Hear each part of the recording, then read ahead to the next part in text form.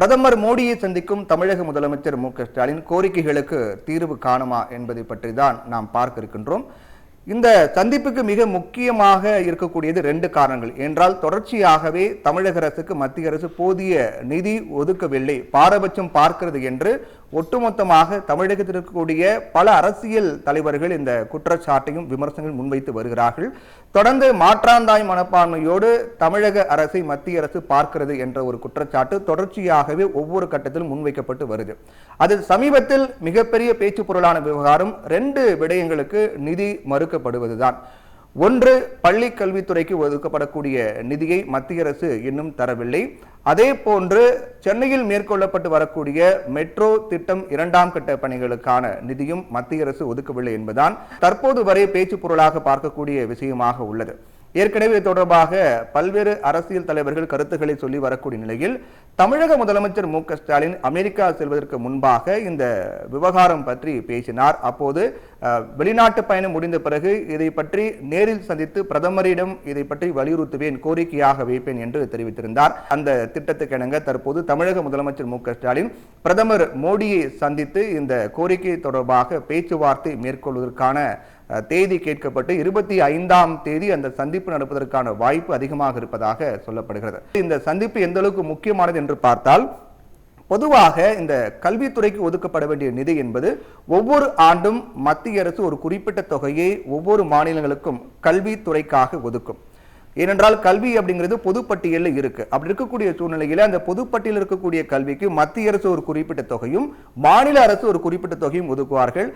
அப்படி இருக்கக்கூடிய அந்த நிலையில 2024-25ஆம் கல்வியாண்டுக்கான தமிழகத்துக்கு தர வேண்டிய மொத்த நிதி என்றால் 3586 கோடி மொத்த நிதியாக உள்ளது. அதில் மத்திய அரசின் பங்கு தான் அதிகம், 60 விழுக்காடு. அதாவது மத்திய அரசின் பங்கு மட்டுமே 2152 கோடி இருக்கிறது, அது 60 விழுக்காடு. மீதம் இருக்கக்கூடிய 40 விழுக்காடு தமிழக அரசு கொடுக்கும். இப்படியாக 2 அரசுகளும் அதற்கான நிதி ஒதுக்கி அரசு பள்ளிகள், அரசு உதவி பெறும் பள்ளிகளுக்கு இந்த நிதியை செலவிடுவார்கள். இந்த நிதியை தான் மத்திய அரசு தற்போது வரையில் தரவில்லை என்பதுதான் குற்றச்சாட்டு, கோரிக்கையாக இருக்கிறது. பொதுவாக இந்த மத்திய அரசு அந்த தொகையை 4 தவணையாக வழங்குவார்கள்.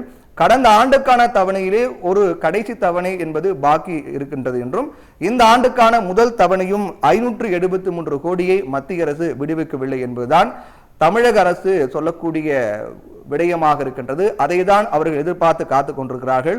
இதன் மூலமாக ஒருங்கிணைந்த அந்த பள்ளி கல்வி திட்டத்தின் மூலமாக மத்திய அரசு கொடுக்க வேண்டிய நிதியை கொடுக்காத காரணத்தால் ஆசிரியர்களுக்கு ஊதியம் கொடுப்பதில் பிரச்சனை உள்ளிட்ட பள்ளி வளர்ச்சியில் சிக்கல் ஏற்படக்கூடிய சூழலாம் உருவாக இருப்பதாக சொல்லப்பட்டு வருகின்றது. இது தொடர்பாக இதற்கு முன்பாகவே தமிழக முதலமைச்சர் மு.க.ஸ்டாலின் அறிக்கையின் வாயிலாக தெரிவித்திருந்தார். அதற்கு ஒருங்கிணைந்த பள்ளி கல்வி திட்டத்தின் மூலமாக மத்திய அரசு ஒதுக்க வேண்டிய நிதியை ஒதுக்க வேண்டும் என்று கோரிக்கை வைத்திருந்தார். அதற்கு மத்திய அமைச்சர் தர்மேந்திர பிரதான் ஒரு பதில் கொடுத்திருந்தார். அந்த பதிலில் இந்த புதிய கல்விக் கொள்கை திட்டத்தின் மூலமாக கிட்டத்தட்ட தமிழகத்தில் 10 லட்சம் மாணவர்கள் பயனடைகிறார்கள் என்றும், தமிழக அரசு அச்சப்படுவது போன்று இதில் ஹிந்தி மொழி திணிப்பு என்பது அறவே இல்லை, மாநில மொழிகளுக்கு முக்கியத்துவம் கொடுக்கப்பட்டிருக்கிறது. தமிழக அரசு அவர்கள் பயப்படுவதற்கு மாறாக தமிழ் மொழிக்கு அதிக முக்கியத்துவம் கொடுக்கப்பட்டு வருகிறது என்று குறிப்பிட்டு ஏற்கனவே தமிழக அரசு உறுதியளித்தபடி இந்த புதிய கல்விக் கொள்கை திட்டத்தில் இணைய வேண்டும் என்று தர்மேந்திர பிரதான் மத்திய அமைச்சர் தெரிவித்திருந்தார். அதற்கு தமிழக பள்ளி கல்வித்துறை அமைச்சர் அன்பில் மகேஷும் பதில் கொடுத்திருந்தார்.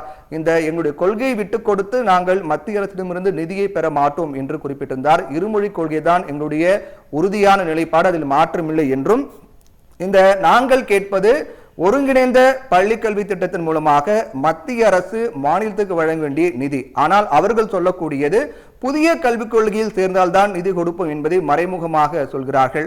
புதிய கல்விக் கொள்கைக்கும் ஒருங்கிணைந்த கல்வி திட்டத்துக்கும் எந்தவித சம்பந்தமும் இல்லை. ஆனால் புதிய கல்விக் கொள்கைக்காக இவர்கள் நிதி தர மறுக்கிறார்கள் என்ற குற்றச்சாட்டை முன்வைத்திருந்தார். இது முதல் பிரச்சனை. இந்த ஒரு பிரச்சனைக்காக மட்டுமே தமிழக முதலமைச்சர் மு.க.ஸ்டாலின் பிரதமர் மோடியை சந்திக்கவில்லை. இன்னொரு பிரச்சனை என்னவென்றால், மெட்ரோ ரயில் 2ஆம் கட்ட பணி, சென்னையில் மேற்கொண்டு வரக்கூடிய இந்த மெட்ரோ ரயில் 2ஆம் கட்ட பணிக்காக மத்திய அரசு நிதி ஒதுக்கவில்லை என்ற குற்றச்சாட்டும் தமிழக அரசு முன்வைக்கிறார்கள். மொத்த தொகை அப்படின்னு பார்த்தோம்னா இதுல 63,246 கோடி இதனுடைய மொத்த பட்ஜெட்டாக இருக்கு.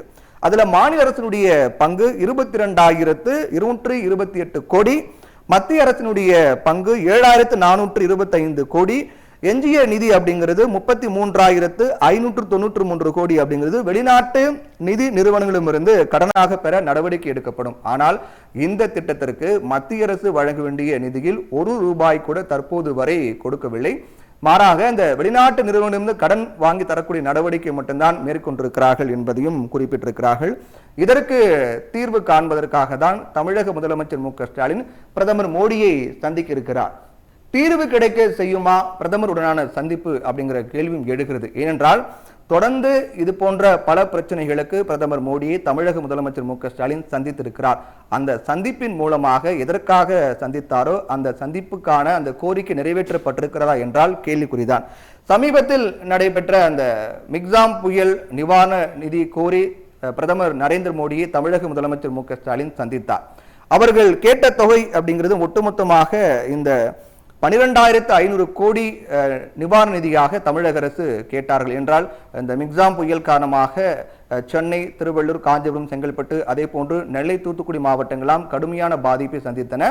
அதில் உடனடியாக 2,000 கோடி தேவை என்றும் ஒட்டுமொத்தமாக சீரமைக்க 12,500 கோடி தேவை என்றும் தமிழக அரசு மத்திய அரசிடம் ஒரு கோரிக்கை வைத்தார்கள்.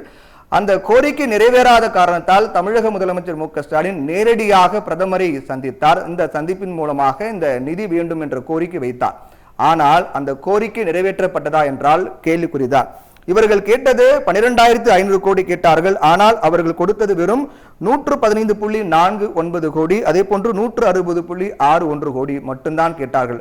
உடனடியாக தேவை என்ற கேட்ட தொகையை கூட அவர்கள் கொடுக்கவில்லை. அதை விட மிக மிக குறைவான தொகையை தான் மத்திய அரசு தமிழக அரசு கொடுத்தார்கள். இத்தனைக்கும் மத்திய பாதுகாப்புத்துறை அமைச்சர் ராஜ்நாத் சிங் தமிழகத்தில் மழையால் பாதிக்கப்பட்ட பகுதிகளில் நேரில் வந்து ஆய்வு மேற்கொண்டார். அப்படி இருந்தும் கூட தமிழக அரசு கேட்ட நிதியை மத்திய அரசு ஒதுக்கவில்லை. பிரதமர் நரேந்திர மோடியை தமிழக முதலமைச்சர் மு க ஸ்டாலின் சந்தித்தும் கூட அந்த கோரிக்கை நிறைவேறவில்லை.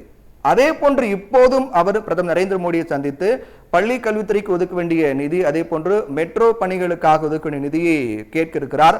இதுவும் கிடைக்குமா என்றால் அது கேள்விக்குறிதான்.